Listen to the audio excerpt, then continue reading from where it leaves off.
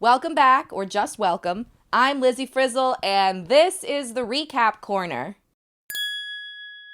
Today we're talking about Farmer Wants a Wife, Season 1, Episode 8, called Is There Room for One More? Now, at this point, so close to the end of the season, a lot of dating shows I've watched struggle to stay exciting. So far, Farmer Wants a Wife is proving to be no exception. Though I did think this episode was more entertaining than the one before it, there's still so little going on. The editors are resorting to tricks like cheap cliffhanger endings to keep people interested. But before we talk about it, let's talk about everything else that happens in the episode first. Starting with the farmers' fourth and final solo dates. They're an opportunity for the farmers to gain last-minute clarity, one of the most valuable things on a dating show, before choosing their final two contestants, both of whom will bring their farmer to their hometown in the next episode. It's also an opportunity for the women, even the ones who aren't attending the one-on-ones, to decide if they even want their farmer to meet their families. And for some, it's a no from them, dog. In North Carolina, Lily's decided that she doesn't see herself with Ryan long-term or even short-term. So she gets up early to write a goodbye letter and leave the farm before he wakes up. She's got nice penmanship. Here's what the letter says. Ryan, I'm so grateful to have been part of this experience with you and the girls. Your happiness means a lot to me, which is why I've removed myself to help give you clarity on your choice. I can say with absolute certainty you have two incredible women. Cherish them. Cheers to your happiness and quest for love. Lily.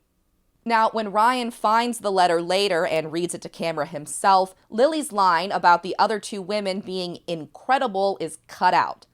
I don't know what to make of that, if anything, but I noticed, so, there it is.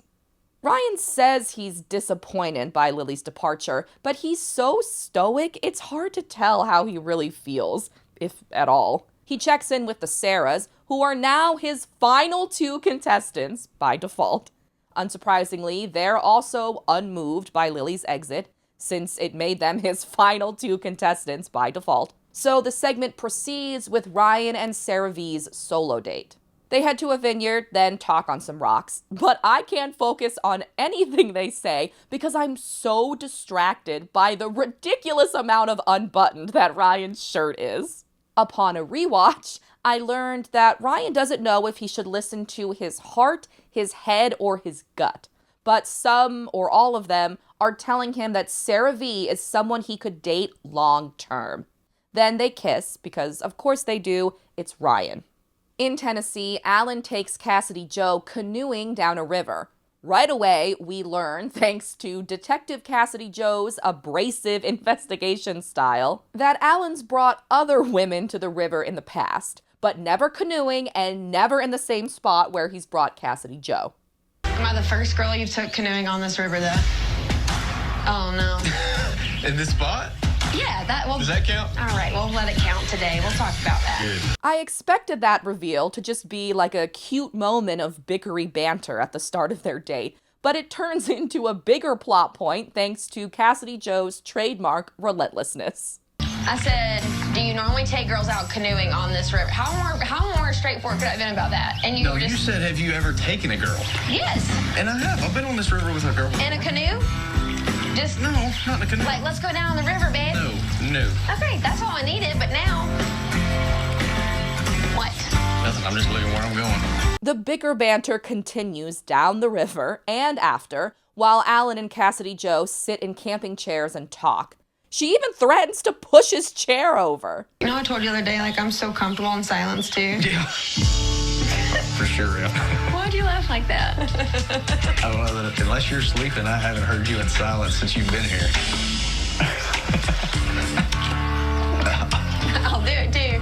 But despite all the bickering that could or could not be interpreted as flirty, there's no kissing. And in a continuation from last episode, both Alan and Cassidy Joe are still wondering if there's more than friendship between them. Later, they start to bicker, maybe for real, about whether or not Alan has ever even complimented Cassidy Joe. I mean, we can sit here in silence if you want. I don't care. I don't care. I don't like looking at you. Pretty hard to look at. That might be the first compliment you've given me. That's not true. Yes, it is. No, it's not. When have you given me a compliment? I'm not arguing with you. After it's time to head back to the farm, one production van ride later, Cassidy Joes realized that Alan can't provide the affection she needs in a relationship and quits the show. She tells Alan he has lots of qualities that she wants in a husband, but ultimately, it's not there. Now that Cassidy Joes rejected him, Alan agrees they're not a good match. There has been some sort of a spark for me in you. I've tried and tried to figure out how that becomes bigger between us. But at the end of the day, I'm not what you need. Right. And I'm not sure you're what I need. Cassidy Joe was probably the biggest character this season that wasn't one of the four farmers. And since it seemed like Alan was never going to pick her, I really wanted an exciting, super messy, dramatic elimination for her. Instead, the editors totally tipped their hands last episode when both she and Alan started talking out of the blue about the friendship vibes between them. But regardless of how she exited, with Cassidy Joe out of the show, Alan's final two contestants have also been determined by default. It's Kelsey and Rebecca. Next, we stop by Hunter's solo date in Georgia. The segment begins with another interview about his lingering disappointment over losing Megan. With every interview Hunter gave about Megan's departure, it became more and more obvious that eventually she'd pop back up on his farm, which she does later this episode. But before that, Hunter takes Devon on the biggest slap-in-the-face solo date I've seen on TV since Becca took Blake on a silent hike during the end of her Bachelorette season. As we know from the episode's trailer, Hunter takes Devon to a cattle auction, which is just work for him. It's not a date. It's take your Devon to work day. The only upside to the scene is that in an interview, poor Devon delivers one of my favorite quotes of the entire season.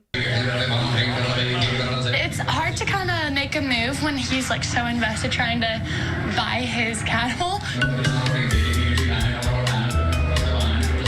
After Hunter says one of my least favorite things uttered all season. I think if she came to a bunch more sales with me, I'd buy cattle a whole lot cheaper because I think most people were paying attention to her than the cows that were coming through the ring. I know I saved a couple $100 on some cows here and there. So, checks and balances. It's on the teeter-totter scale. I know Hunter's joking when he says this, but I just thought it was gross. I didn't like it.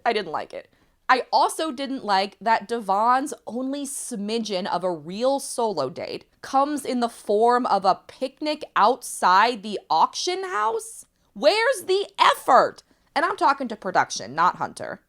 At least we do get to learn a little more about Devon during the scene. She's lived in 30 or 40 different places, though she's willing to give up her traveling for the stability of Hunter's farm life. But when he doesn't kiss her at the end of the date, it seems a lot more likely that Devon will be moving off the farm instead of permanently moving in. Meanwhile, in Oklahoma, after 6 long weeks, Zoe is getting ready for her first solo date with Landon. I know I've talked about this before, but I don't understand what everyone is doing with their time. I mean, these women are living with these farmers in their houses, and Landon can't manage to go on more than 4 dates in 42 days? And it's not just dates. It seems like he's barely even talked to his contestants in all that time. Regardless, on their way to their first date, Landon needs to make a pit stop to check his crops after a heavy rainfall the night before. And also, I imagine, to air out his car after putting on way too much cologne. I'm definitely glad I'm finally going to get some one-on-one time with Zoe, because it just seems like we've been missing every opportunity we've had. As Landon and Zoe four-wheel through his fields, I'm excited to finally see some crops on a show called Farmer Wants a Wife. And Landon's excited because Zoe seems interested enough in agriculture, even though she has no experience, and he likes that. Though I don't get why he didn't seem to believe Ashley L. when she said she was interested enough in farming on their solo date a few episodes ago.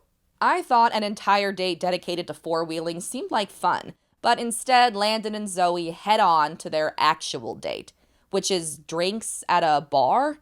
A diner, maybe? Wherever they are, there's lots of cars in the parking lot, despite the show's frequent reminder that Landon is the most remote farmer. Over drinks, Zoe discusses the details of her divorce. She was married for a year, got divorced about 2 years ago, and hasn't dated since. In response, Landon talks like he might also be divorced. I get caught between, do I take another chance on something that historically doesn't end well? Did end well for me, didn't end well for you. Since his bad breakup, that might have been a divorce, Landon says he's been steering clear of fun, energetic, spontaneous women because it never works out. That's not a great sign for Zoe, who's consistently described herself throughout the season as feisty and sassy with a fun, wild side. Also, does this mean that whichever woman Landon picks, he doesn't see her as fun, energetic, or spontaneous? The next day, a few visitors arrive on some of the farms. In Oklahoma, Landon's best friend Trey stops by to shoot arrows with the contestants and offer advice about who to eliminate. After all the archery, Trey tells Landon that Zoe has friend vibes, that Ashley R's daughter might be a reason not to pick her, and that Ashley L seems ready to escape the chaos of city life. So basically, she's his favorite. At the beginning of the season, Landon seemed genuinely excited at the possibility of becoming a stepdad. It would be a real letdown if Farmer Wants a Wife went the way of so many other dating shows that drag single moms to the end, only for them to be eliminated for being single moms. Over in Georgia, Hunter and his contestants enjoy a day of roping and joking around. It's the first time since Megan's exit that Hunter seems fully invested in the dating show experience again. So, of course, it's now that Megan makes her surprise return to the farm.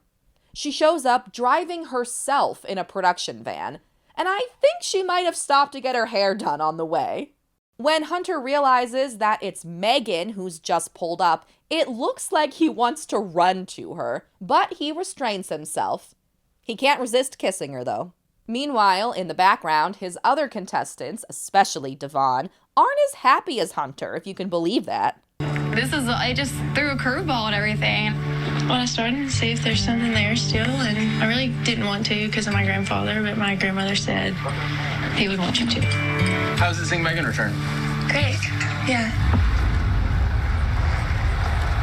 Later, the contestants give Megan the lowdown on what she's missed. She seems sorta jealous to learn about Hunter and Sydney's kiss at the barn dance. How's it been? Has anybody kissed anybody else? Hunter didn't kiss Devon on their one-on-one. Have you kissed Hunter? Mm-hmm. You kissed Hunter too? Mm-hmm. For the sake of Farmer Wants a Wife getting renewed, I want this season to end having formed at least one, strong couple. Hunter and Megan are probably the best candidates, so for that reason, I'm very glad she came back. But man, it's gotta sting to be one of Hunter's other contestants. That night, Alan and Ryan spend time with their defaultly determined final twos. For Alan, that means talking more about his inability to open up. And for Ryan, it means drinking wine with the Sarahs in an inflatable hot tub like a Twitch stream from hell. Meanwhile, Jennifer Nettles writes both Hunter and Landon notes, telling them to hurry up and whittle down their dating pool to just 2 contestants. With an elimination looming, Ashley R tries to verify that Landon is truly ready to meet her daughter. But Landon basically says that if she wants him to meet her, then he'll meet her. I mean, if you feel confident enough with the risks involved to let me come meet your family, that's my choice. Back in Georgia, Hunter needs to eliminate 2 contestants to account for Megan's return. He explains that he's following his heart, but the episode ends in the cliffhanger before we learn where it took him, or where Landon followed his own heart to. I thought this was such an unnecessary cliffhanger. Like, it's episode 8 of 10, or maybe 11 at most. The people who are still watching the show are in it until the finale. I just don't understand who the editors are hoping to entice to keep watching by stretching out the reveal of half of the final 2s. But since there was a cliffhanger, I'll go ahead and arbitrarily guess that at the top of the next episode, Landon will eliminate Zoe, making his final 2 the Ashleys, and Hunter will eliminate Devon, then Stephanie, leaving him with a final 2 of Megan and Sydney, aka the youngest and the blondest. In the next episode, we'll learn who Hunter and Landon eliminated. Then all 4 farmers travel to their final 2's hometowns. There, Alan meets a woman who I momentarily thought was Chloe from Siesta Key, and Jennifer Nettles narrates about one farmer realizing he made a massive mistake. Fingers crossed for Cassidy Joe's return! Thanks for watching. Come back next Tuesday for another Farmer Wants a Wife recap. And in the meantime, if you're so inclined, please like and subscribe. Thanks again. See you next time. Bye!